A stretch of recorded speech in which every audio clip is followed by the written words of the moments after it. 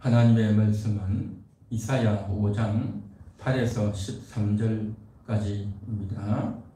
가옥에 가옥을 이으며 전투에 전투를 더하여 빈틈이 없도록 하고 이 땅 가운데에서 홀로 거주하려 하는 자들은 화 있을진저 만군의 여호와께서 내 귀에 말씀하시되 정령이 허다한 가옥이 황폐하리니 크고 아름다울지라도 거주할 자가 없을 것이며 여덟가리 포도원에 겨우 포도주 한 바트가 나겠고 한 호멜의 종자를 뿌려도 간신히 한 에바가 나리라 하시도다. 아침에 일찍이 일어나 독주를 마시며 밤이 깊도록 포도주에 취하는 자들은 화 있을진저 그들이 연회에는 수금과 비파와 소고와 비리와 포도주를 갖추었어도 여호와께서 행하시는 일에 관심을 두지 아니하며 그의 손으로 하신 일을 보지 아니하는도다. 그러므로 내 백성이 무지함으로 말미암아 사로잡힐 것이요 그들의 귀한 자는 굶주릴 것이요 무리는 목마를 것이라. 아멘. 이사야 5장은 하나님의 포도원에 대한 노래입니다. 하나님의 포도원. 하나님의 포도원이 뭘까요? 하나님의 포도원은요, 이스라엘 나라입니다. 포도원이라고 하는 것은 포도농사를 짓는 그러한 넓은 지대, 산지를 가리켜서 포도원이다 라고 말하죠. 이스라엘 나라는 포도농사를 많이 지었어요. 그래서 포도를 심어서 나중에 포도 열매를 따고, 그래서 그 포도를 잘 창고를 만들어서 보관하고, 뿐만 아니라 그곳에서 바로 포도주를 만들기 위해서, 포도즙을 만들기 위해서 큰 이런 이 틀을 만들어 두어서 사람들이 들어가서 발로 밟아서 포도 알맹이를 깨뜨려서 포도주를 이제 만드는 그 작업들을 할 수 있는 장소, 그런 공간까지 다 만들어 둔 그러한 곳이 포도원이었던 겁니다. 이스라엘 백성들은 포도 농사를 하면서 포도원에서 일을 했지만 하나님께서는 하나님이 포도원을 만들었어요. 하나님의 포도원은 그러한 포도를 지어 농사하는 그것이 아니고 이스라엘 나라 자체가 포도원이다라는 겁니다. 이스라엘 나라가 어떻게 해서 있게 되었습니까? 이스라엘 나라의 시작은 아브라함에서부터 시작됩니다. 많은 세월이 흘러가지고 아브라함을 부르시고 내가 네게 지시할 땅으로 가라. 내 본토 친척 아비 집을 떠나서 내가 네게 지시할 땅으로 가라.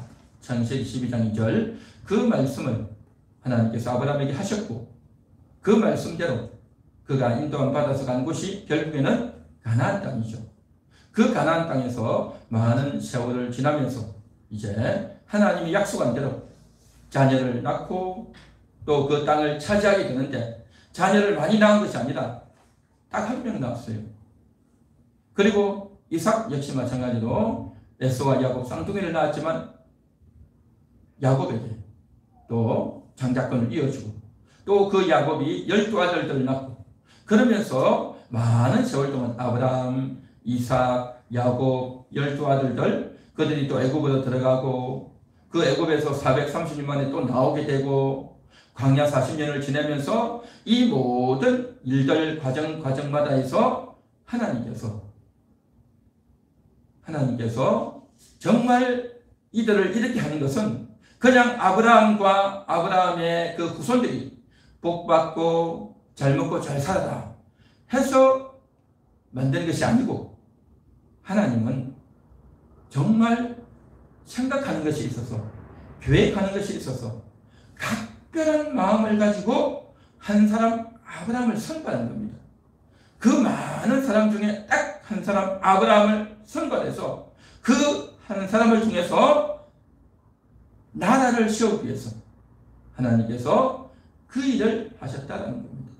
이것은 하나님의 뜻이 있었고 하나님이 의도를 가지고 각별한 마음으로 아브라함을 선택하고 그 아브라함의 후손들을 통해서 나라를 세우려고 하는 하나님의 각별한 마음, 하나님의 그 뜻이 있다는 거죠. 이 세상에는, 이 나라에는 이미도 많은 사람들이 살고 있었어요. 많은 나라들이 있었어요. 애굽에도 있었고, 아수르에도 있었고, 바벨론에도 있었고, 그리스에도, 헬라 쪽에도 있었고, 아시아 쪽에도 있고, 남미 쪽에도 있고, 저 유럽 쪽에도 있고, 각 지역마다 사람들이 살고 있었고, 또 나라들이 다 있었어요. 그럼에도 불구하고 한 사람, 아브라함을 선택해서 그 아브라함을 통해서, 그의 후손을 통해서 하나의 나라를 세우기를 원하셨다. 이 나라는 다른 일반적인 나라, 일반적인 민족과는 다른 특별한 목적이 있는 그러한 나라로 만들기를 원하셨다는 겁니다. 그만큼 하나님께서 각별한 마음을 가지고 하나님이 공을 들여서, 그래서 많은 세월 동안 아브라함, 이삭, 야곱 12아들들, 애굽에서 400년, 그 다음에 모세 시대, 여호수아 시대, 가나안 시대, 또 사울 임금, 다윗 임금, 솔로몬 임금, 또 그 이후에 남유다, 북이스라엘 이렇게 쭉 이어오면서 하나님께서 수백 년, 수천 년을 저들을 쭉 이어오면서 하나님의 놀라운 각별한 마음과 뜻이 있었다라는 겁니다.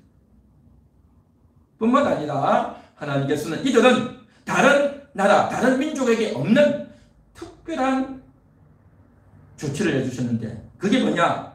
바로 율법을 주셨다라는 겁니다. 율법. 그 율법을 주셔가지고 인간관계는 어떻게 하고, 또 생업은 어떻게 할 것이고, 또 하나님과의 관계는 어떻게 할 것인지, 이런 것들을 바르게 일러주어서 인간이 뭔가, 왜 태어났는가, 어떻게 살아야 되는가, 무엇하며 살아야 되는가, 그러한 것들을 다 율법을 통해서 알려주신 겁니다. 다른 나라에는 그런 법이 없었어요. 다른 나라에 이런 율법 같은 게 없단 말이죠.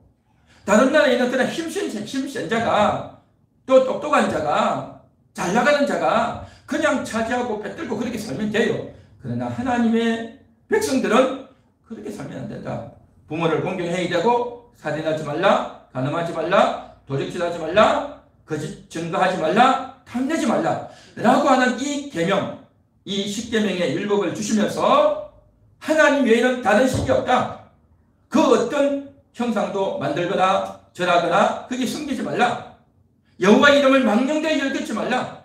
안식일을 기억하여 거룩히 지키라 라고 하면서 10가지 계명을 딱 주면서 저들이 어떻게 살아야 될지, 인간답게 사는 것이 무엇인지, 인간관계는 어떻게 해야 될지, 하나님과의 관계는 어떻게 해야 될지를 쫙 일러주셨단 말이죠. 할렐루야.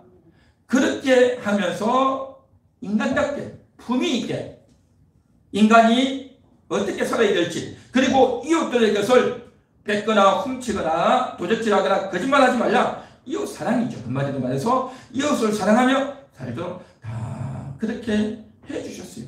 그러니까 이 다른 일반 세상하고는 전혀 다르죠. 다른 나라하고는 다른 나라단 말이죠. 그죠? 그런 나라를 세운 겁니다. 각별한 목적을 가지고 이 나라를 만든 거죠.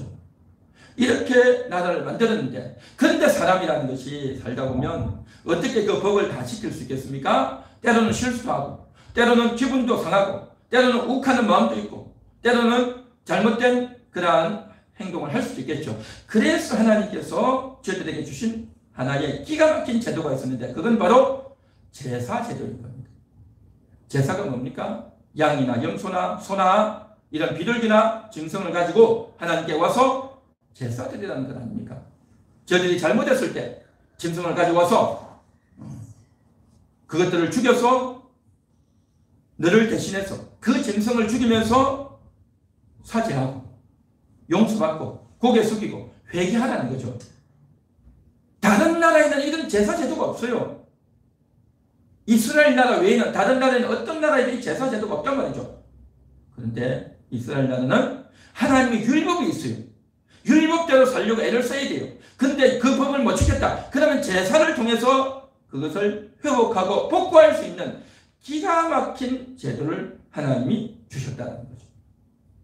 그래서 이스라엘 나라는 다른 나라와 다른 모본이 되는, 다른 나라가 정말 본받고 싶은 그런 나라가 됐다는 거죠.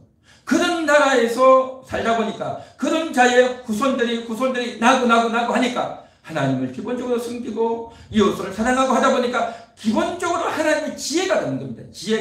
지혜는 그냥 지능 지수가 있어서 머리가 똑똑해서 지혜가 있는 게 아니라 마음이 발라야 돼요. 이웃을 사랑하는 마음, 남을 돕고 싶은 마음, 이런 마음이 있어야 거기서 지혜가 생기고 그 지식을 가지고 잘 활용할 수 있단 말이죠. 그런 민족이 되도록 하나님께서 이스라엘을 만든 겁니다. 그렇게 장시간 수백 년 동안 아브라함부터 지금 이때까지 수백 년 동안 그렇게 저들을 인도하고 이끌어 오셨다는 거죠. 이것이 바로 하나님의 포도원인 겁니다. 하나님의 포도원. 뿐만 아닙니다. 저들이 출애굽할 수 있도록 애굽의 바로가 안 놓아주잖아요. 자기의 종으로 부려먹어야 되는데 왜 내주느냐? 안 놓아주려고 할 때 끝까지 하나님께서 재앙을 내려서 기어이 저들을 빼내주시잖아요. 400년 동안 종살이하던 저들이 그곳에서 이제는 빠져나와서 구출되어지는 기가 막힌 홍해 바다를 열어서 저들을 구출하잖아요. 정말 이 세상에 어느 누구와 이렇게 구원받은 백성이 어디 있겠습니까? 40년 광야를 지났는데 먹을 것이 없는데 하늘에서 먹을 빵이 내려왔다니까요. 만나가 내려왔잖아요. 정말 기가 막히잖아요. 마실 물이 없는데 바위만 치면 물이 나오는 거예요. 기가 막히죠. 기가 막힌 그런 일이 일어났단 말이죠. 그러면서 저들이 이제 살다가 가나안에 들어가지고 그 가나안에 있는 7 족속들을 다 물리치고 땅을 또 차지하지 않습니까? 정말 대단하죠. 하나님께서 저들을 살려주시고 먹여주시고 지켜주시고 또 전쟁에서 이기게 하시고 그 가나안에 있는 족속들이 얼마나 싸움을 잘하고 전쟁을 잘하겠습니까? 그 지역민들이니까 얼마나 잘하겠어요. 그런데도 불구하고 이스라엘 백성들은 완전히 오합지졸이고 무슨 전쟁 연습을 해봤겠습니까? 뭐 든든한 변변한 무기가 있었겠습니까? 싸움을 잘하는 뭐 한국식으로 말하면 이순신 장군 같은 훌륭한 장군이나 지휘가나 전략가가 있었겠습니까? 이런 게 없었단 말이죠. 그런데도 불구하고 나가서 싸우면 이기는 거예요. 이게 기가 막히죠. 이게 바로 뭐냐? 하나님이 지키시는 겁니다. 하나님이 붙들어 주시고 함께 해주신 연고에 있다라는 거죠. 그래서 저들이 그 가나안 땅을 차지해서 그 가나안 땅을 이제 제비 뽑아서 모든 가족들이 모든 식구들이 다 그곳에서 각 가정마다 땅을 분배받아가지고 제비 뽑아가지고 그곳에서 이제 집을 짓고 그곳에서 농사 짓고 그곳에서 포도 농사를 하고 그러면서 살아갔단 말이죠.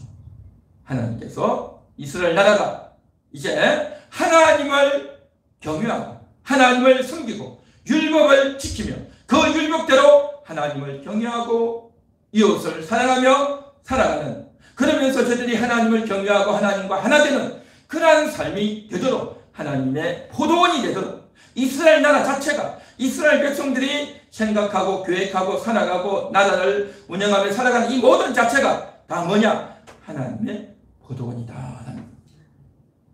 얼마나 아름답습니까? 다른 나라와 다르잖아요. 그렇죠? 하나님이 각별히 지켜주시고 보호해주시는 하나님의 각별한 마음이 있는 그리고 다른 나라에 있는 율법을 주셨고 그 율법을 못 지킬 때는 제사 제도를 통해서 그것을 회복하고 복구할 수 있도록 하고 앞으로 장차 메시아가 올 것을 기대하고 기다리면서 메시아를 기다리도록 하는 그러한 제사를 드리도록 하고 얼마나 놀라운 그러한 하나님의 마음이고 하나님의 정성이고 하나님의 인내고 이 장시간 동안 같이 모든 것들을 다 챙겨보고 지켜서 저들을 인도해 주시고 이끌어 주시는 하나님 얼마나 놀랍고 대단한 하나님이신가 하는 겁니다.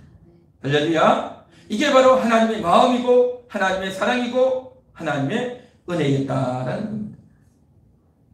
자, 그런데 그러한 이스라엘 백성들을 향해서 하나님께서 오늘 8절에 보니까 끝에 이렇게 말합니다. 8절 맨 끝에 화 있을진저 화가 있을 거라는 거죠. 화가 11절에도 보면 끝에 보면 화 있을진저 화 있을진저 그렇게 말합니다. 화가 있을 거예요. 정말 충격적이죠. 하나님이 포도원으로 여기고 그렇게 사랑하고 아껴줬는데 이 이스라엘 나라가 하나님의 화를 받아야 되는 여태까지는 하나님이 지켜주시고 복을 주시고 함께 해주시고 그렇게 했는데 이제는 화가 있을 거라는 거예요. 왜 그럴까요? 8절에 보니까 가옥이 가옥을 이루며 전투에 전투를 이으며 남의 것을 뺏은 거예요. 자기 동족의 것을 뺏은 겁니다. 똑똑한 자가, 부자가, 지위가 높은 자가 남의 것을 뺏는 거예요. 저 집에 보니까 남편도 없고 병들어 시들시들하네. 그러면요 슬쩍 가가지고 기다렸다가 그 남자가 죽고 나면 이제 도와줄 것 같이 해가지고 그거 싹 뺏어가는 거죠. 처음에는 우리가 돈을 줄 테니까 먹고 살기 힘들지 않냐, 우리가 이제 싸게 해가지고 비싸게 내가 돈을 받아줄 테니까, 비싼 돈을 줄 테니까 우리에게 잠깐 맡겨. 그런 식으로 잘 설득하고 꼬드겨서 다 자기 것을 채워가는 겁니다. 그렇지 않고 이제는 나중에는 그 개인 가정에 문제가 있는 집을 넘기기도 하고, 이제는 나중에는 강제로 머리를 쓰고 꾀를 써서 그들의 것을 도와주는 척 하면서 자기가 빼앗는, 또 그런 방식을 쓰는 거죠. 그래서 모든 가옥과 가옥을, 전투와 전투를 더 늘려가는 겁니다. 그런데 이스라엘 나라는 희년법에 있어서 50년마다 그것을 다시 원상복구해야 돼요. 그런데 그 원상복구를 안 하는 거예요. 다 돌려줘야 되는데 자기 집에 와서 종살이하는 남자 여자를 다 돌려보내고 또 그 사람들의 그 땅과 집들을 다 돌려보내고 해야 되는데 자기가 차지하는 거예요. 그들에게 돌려주는 것이 아니라 자기 자식에게 주고 자기 손주들에게 주고, 그러면서 대대로 자기의 땅과 집을 더 늘려가는 겁니다. 하나님의 율법에 있는 희년을 어겨버린 겁니다. 희년을 지키지 않는 겁니다.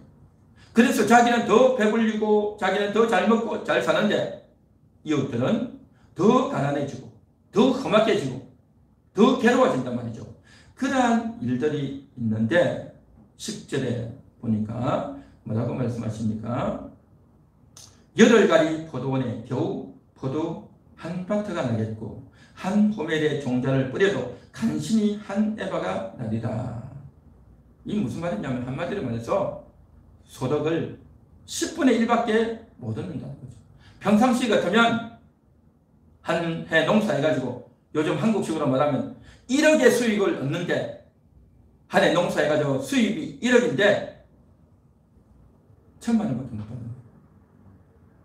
조금 더 현실적으로 말할까요? 한 달에 월급이 100만 원인데 10만 원밖에 못 벌게 되는 그런 일이 벌어진단 말이죠.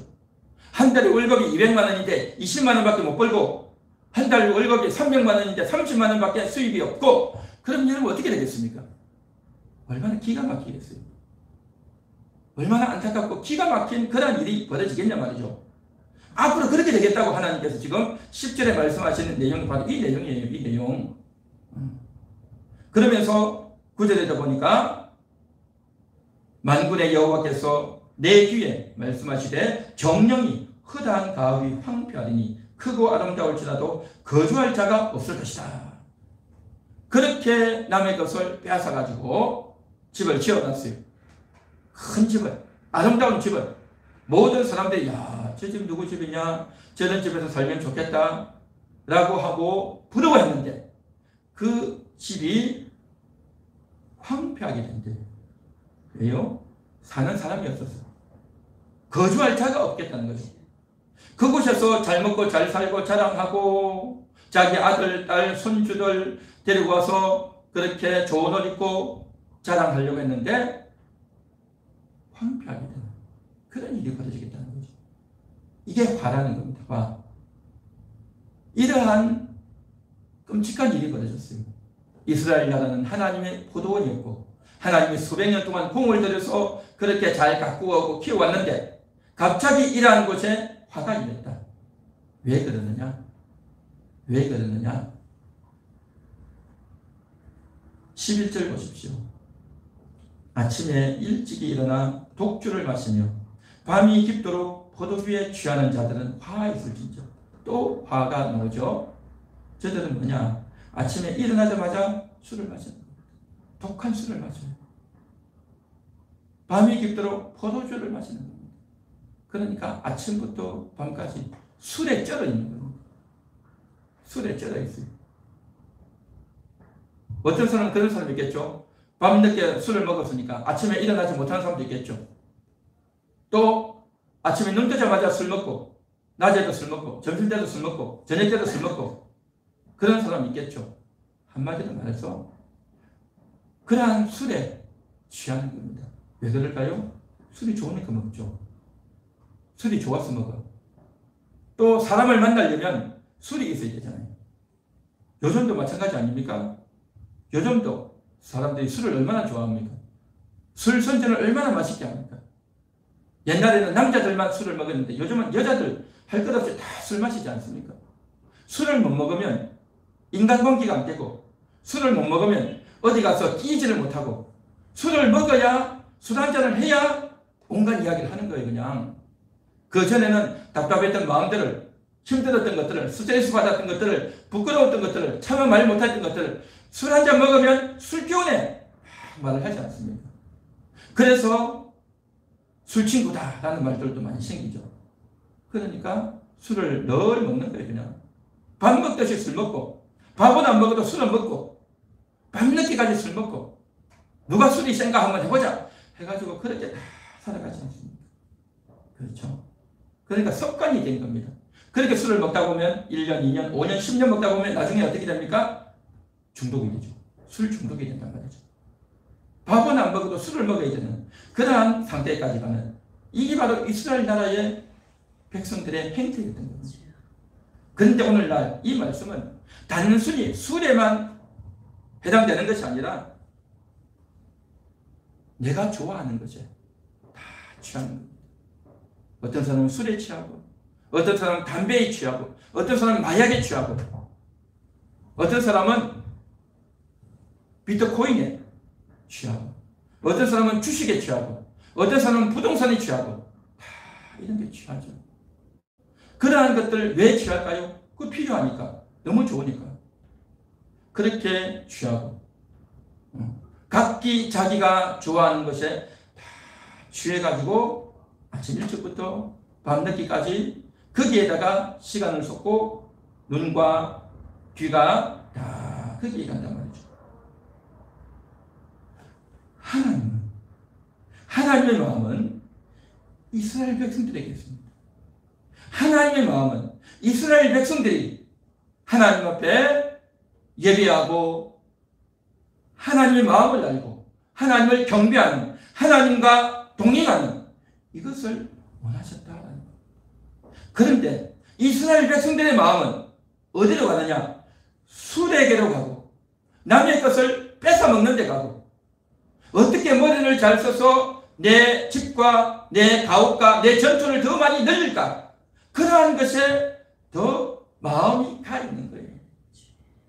하나님의 마음은 이스라엘에게 있는데 이스라엘의 마음은 하나님께 있는 것이 아니라 다른 데 가 있다는 거죠. 하나님께서 아브라함을 부르실 때, 이삭을 부르실 때, 야곱을 부르실 때 그들은 하나님께 응답했고 하나님께 반응하는 자들이었습니다. 물론 아브라함도 실수가 있었고 이삭도 실수가 있었고 야곱도 실수가 허물이 많았지만 그럼에도 불구하고 엉뚱한 길을 가고 욕심을 부리고 죄를 지었지만 다시 돌이키고 하나님께로 왔다는 거예요.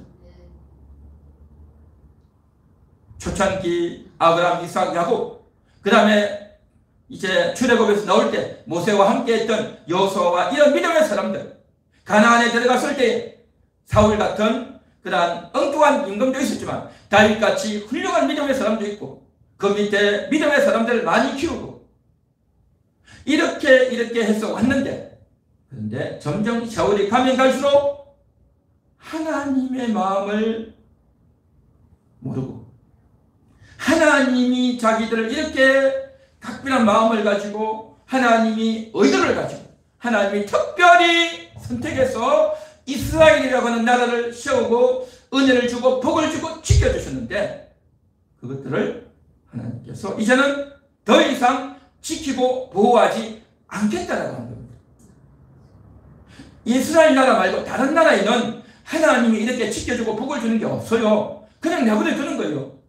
욕심 부리는 대로, 싸우는 대로, 잘난 사람, 못난 사람, 각 나라마다 다 그렇게 살지 않습니까? 그냥 하나님이 내버려둬요. 그냥 내버려둬. 욕심 부리는 대로, 자기들 싸우는 대로, 힘센 사람들을 대로 하는 대로 다 내버려뒀단 말이죠. 그러나 하나님께서 이스라엘 나라에는 그렇게 하면 안 되지. 율법대로 해야지. 라고 하면서 저들을 와서 다 일러주고, 또 다른 나라에서 침공하고 공격해 올 때 다 막아주셨잖아요. 무슨 무기가 있었고, 무슨 싸움 잘하는 군인이 있었고, 무슨 훈련이 되어 있었겠습니까? 그런 대로 다 이기도록 해주시지 않습니까? 다윗이 나가서 골리앗을 부술 수 있도록. 골리앗이 다윗이 무슨 싸움을 잘했습니까?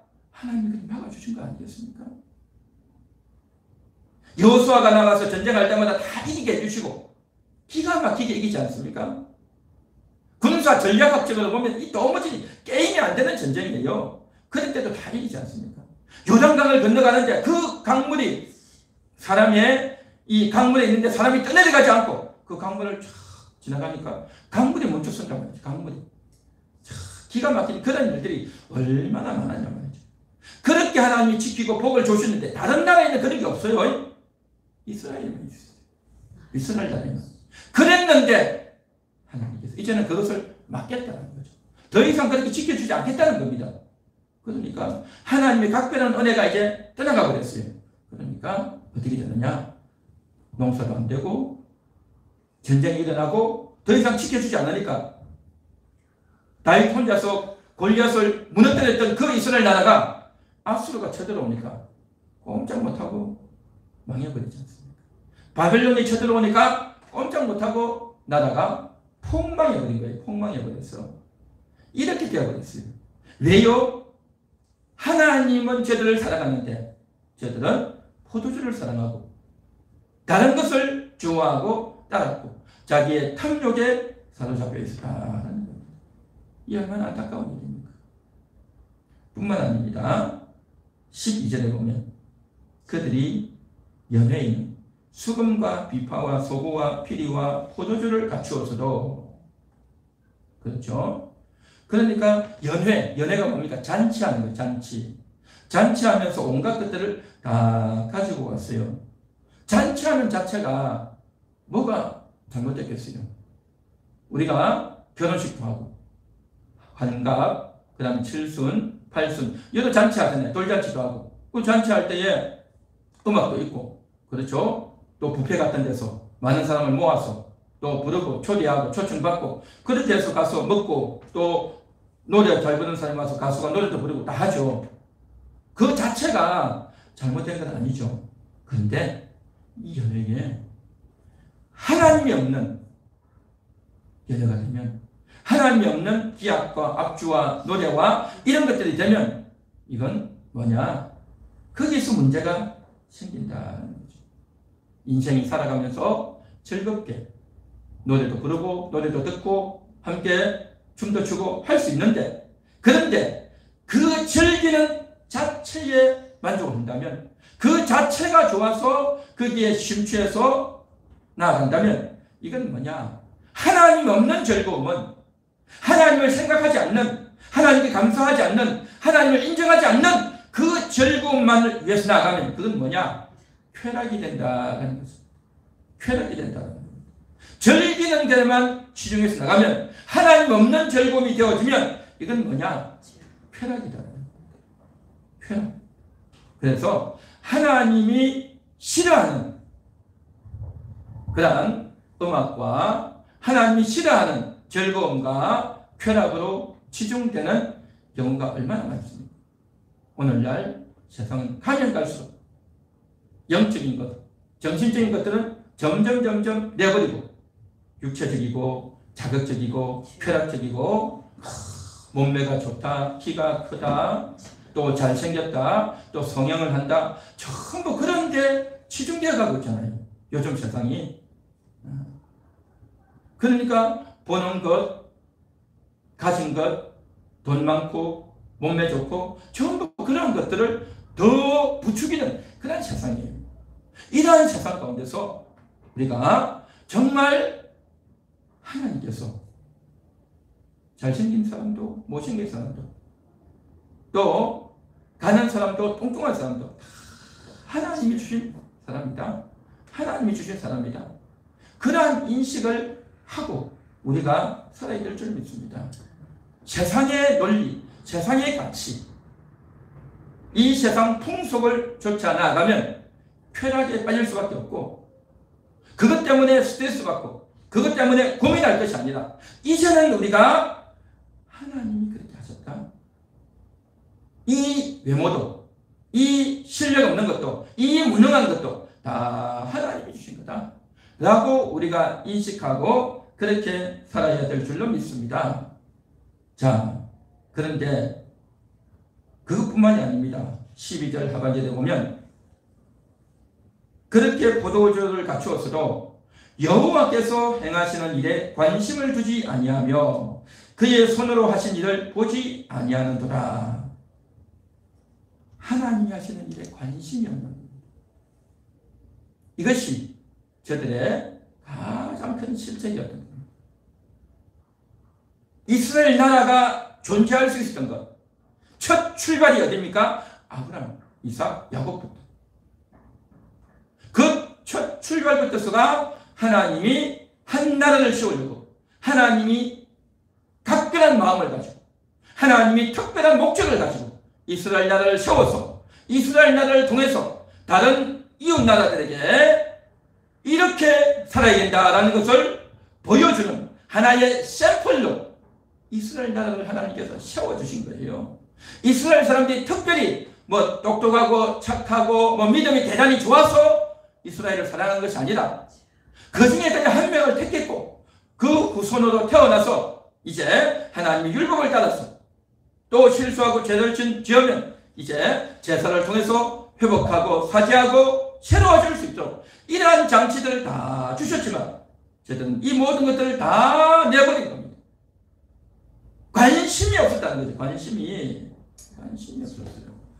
이스라엘 사람들은요, 죄를 지으면 양이나 염소를 가져와서 성전에 가서 사죄해야 됩니다. 그리고 율법 중에는 이런 율법이 있어요. 1년에 3번 반드시 모든 남자는 1년에 3번씩 하나님께 나아가라고 했어요. 이스라엘 나라의 성전은요, 예루살렘밖에 없어요. 한국식으로 말하면 성전이요, 서울에밖에 없었어요. 그러면 다른 사람들은 다 어떻게 해야 되느냐? 1년에 3번이니까 6월절, 맥추절, 그 다음에 수장절이 되면 우리 한국은 설이 1년에 2번이지만 이스라엘 나라는 설이 3번입니다. 3, 4월경, 그 다음에 7, 8월경, 7월경, 그 다음에 가을, 9, 10월경 그 3번이 있습니다. 그러면 모든 남자가 다 가란 말은 뭐냐면 남자만 가라는 것이 아니라 그 남자 밑에 있는 아내나 자식들 다 가는 거예요. 그냥 한마디로 말해서 모든 이스라엘 민족이 다 가야 되는 거예요. 그러니까 명절이 되면 그 절기가 되면 여러분 생각해 보십시오. 예루살렘에 전국에서 사람들이 다 몰려와야 돼요. 전국에서. 그러면 얼마나 사람들이 많이 몰려가지고 요즘식으로 말하면 여관이나 또 이러한 모텔들이 숙박시설들이 자리 잡을 수가 없는 거예요. 자리 잡을 수가 없어. 그냥 박차박차 하는 거예요. 온 사람들이 나오는 거죠. 그런데 뭐까지 가지고 와야 돼요? 염소까지 끌고 와야 돼요. 양 한 마리 끌고 와야 돼요.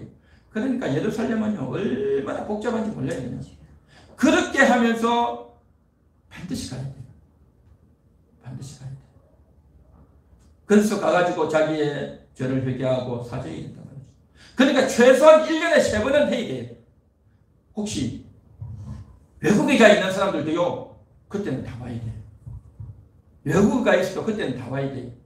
그렇게 할 정도로 이스라엘 사람들은 제사를 드리면서 하나님께 기도하면서 그렇게 살았어요.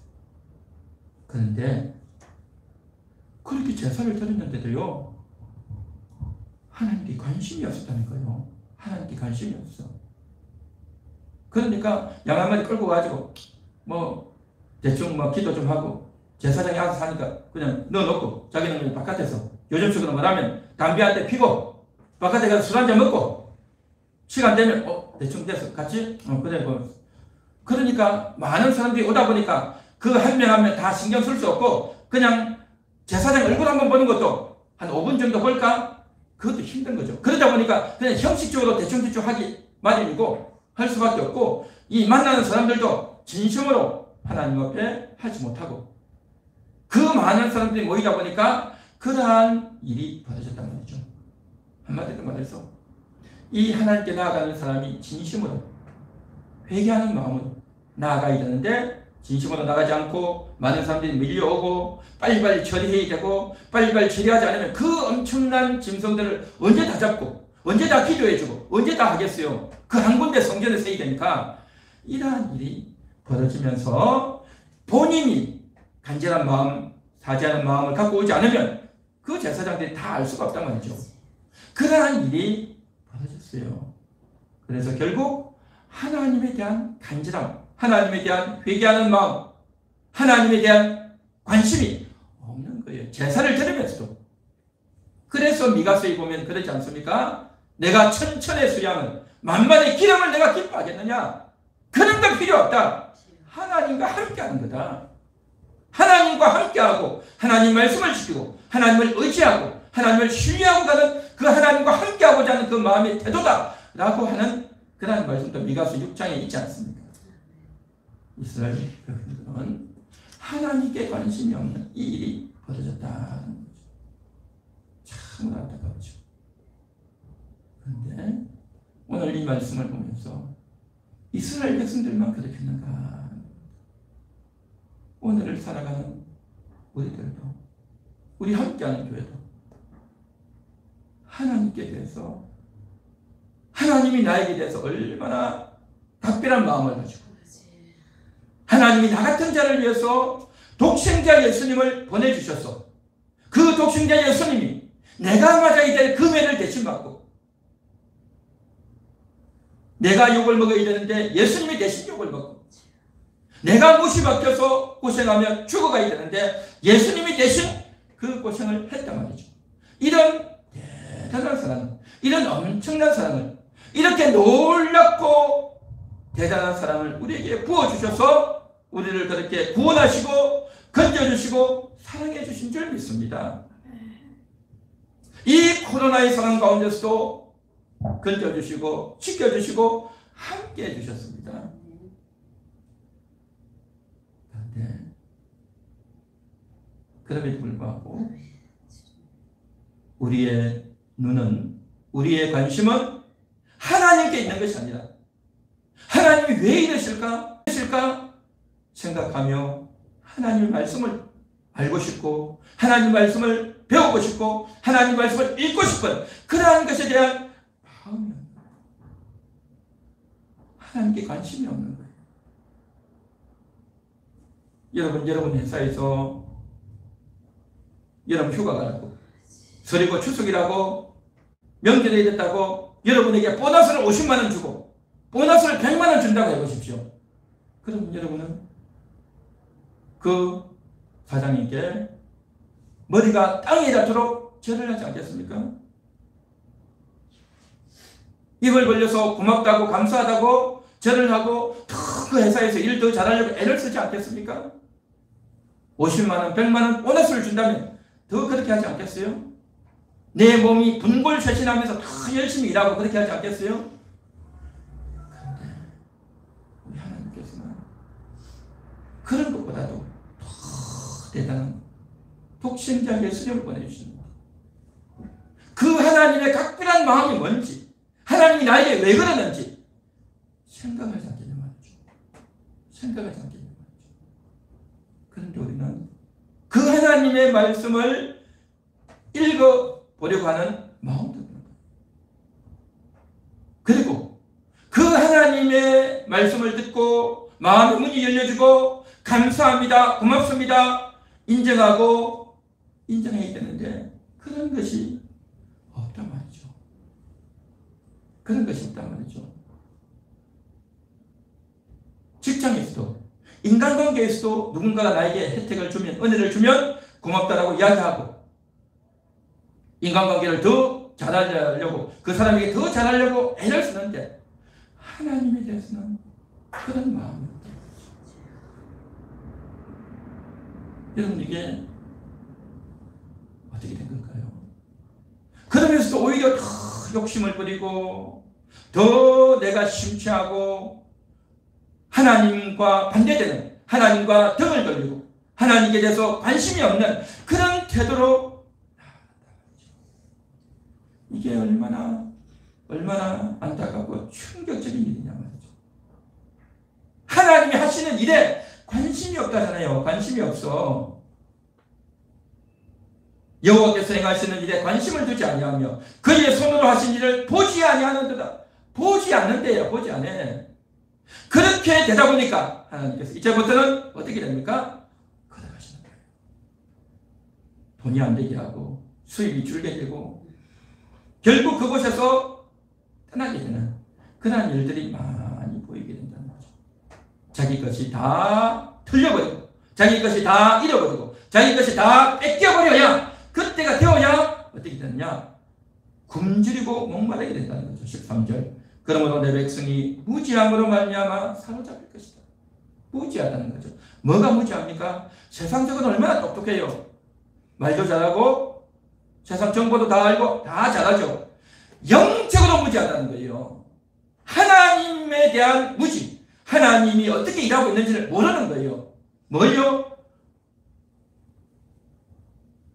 포도주와 독주에 취하고 있는 자기 자신, 그리고 수입이 주는, 생산이 주는 그러한 것들이 하나님이 지금 이 일을 하고 있다는 것을 모르는 거예요. 무지한 거예요. 무지해. 남들이 그렇게 이야기해도 들려지지 않고 깨달아지지 않는 겁니다. 아이고 뭐 이 사람은 이렇게 이야기해도 다른 사람은 또 다르게 이야기하잖아 라고 생각하면서 하나님의 말씀이 들리지 않고 하나님 말씀보다도 다른 사람의 말을 듣고 또 지나고 나면 그 말씀을 듣고도 하나님 말씀을 듣고도 잊어먹고 나중에는 다 망각해버리고 자기 일에 심취해서 자기 욕심과 자기 일에 빠져서 달려간다는 거죠. 결국엔 어떻게 되느냐? 그들의 귀한 자는 굶주릴 것이요 무리는 목마를 것이다. 귀한 자가, 지위가 있고 재산이 있고 잘 나가는 자가 굶주리면 그 밑에 있는 가난한 자는 오죽하겠습니까? 더 굶주리고 더 목마르게 된다는 거죠. 이러한 일이 벌어진다. 참 안타깝죠. 우리 함께하는 교회 역시 마찬가지로 하나님의 이런 귀한 사랑을 받고 또 매주일마다 이렇게 목회자를 통해서 하나님이 전해주는 이 귀한 말씀을 여러분 어디 가서 듣겠습니까? 어디 가서 이 귀한 말씀을, 이 은혜로운 말씀을 듣겠습니까? 그런데 다 듣지 않고 외면하고 도리어 떠나가는, 교회를 떠나가고 하나님을 떠나가고 떠나가는 자들이 얼마나 많습니까? 하나님을 떠나가고 교회를 떠나가는 자들 얼마나 많습니까?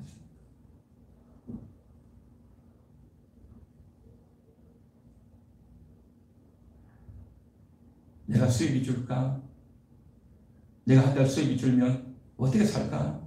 거기에는 얼마나 신경을 쓰고 얼마나 관심을 기울입니까? 내 몸이 아프면 너무 아파서 너무 괴로워서 이것을 어디 가서 고칠까? 그렇게 신경을 쓰고 신경을 쓰지 않습니다.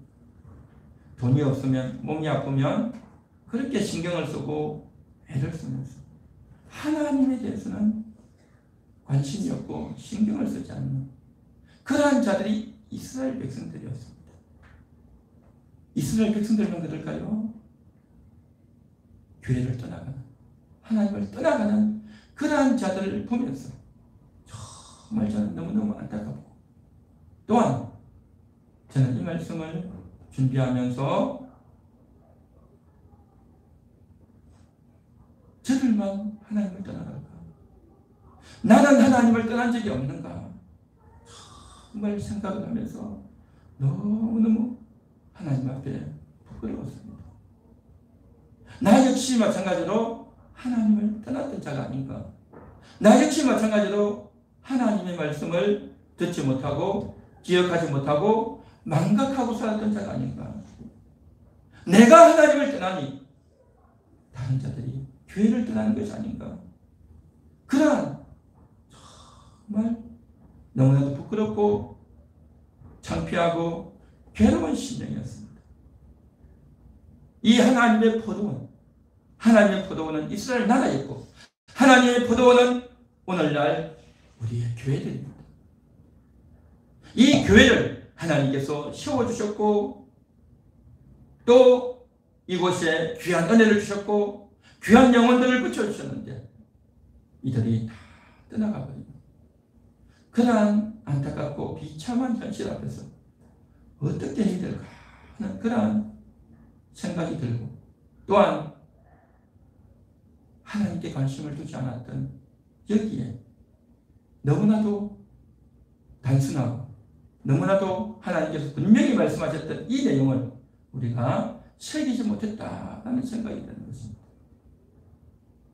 저를 비롯해서 우리 모두가 하나님을 떠났던 하나님이 나에게 말씀하셨던 그것을 내가 잊어버리고 망각했던 그러한 점은 없는지 오늘 이 시간 우리가 돌이키고 회개하는 시간 되기를 바랍니다.